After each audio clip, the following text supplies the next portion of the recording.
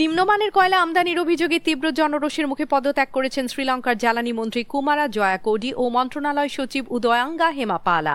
শুক্রবার সকালে প্রেসিডেন্ট অনুরা কুমারা দিসানায়েকের কাছে তারা পদত্যাগপত্র জমা দেন। দেশটির প্রেসিডেন্টের গণমাধ্যম দপ্তর থেকে এক বিবৃতিতে এই তথ্য নিশ্চিত করা হয়েছে। কয়লা আমদানিতে দুর্নীতির অভিযোগের স্বচ্ছ তদন্তের স্বার্থেই এই পদত্যাগ বলে জানানো হয়, যা বর্তমান সরকারের জন্য এক বড় ধাক্কা হিসেবে দেখা হচ্ছে।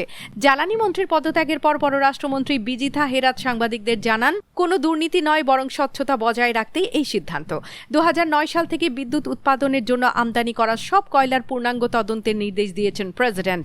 সম্প্রতি এক নিরীক্ষা প্রতিবেদনে দেখা যায়, নিম্নমানের কয়লা সরবরাহের কারণে রাষ্ট্রায়ত্ত লাখ বিজয়ায় বিদ্যুৎ কেন্দ্রের উৎপাদন মারাত্মকভাবে ব্যাহত হয়েছে। উল্লেখ্য, শ্রীলঙ্কায় মোট বিদ্যুৎ চাহিদার প্রায় 40% এই কেন্দ্রটি পূরণ করে থাকে, যার জন্য বছরে 22,50,000 মেট্রিক টন কয়লা প্রয়োজন।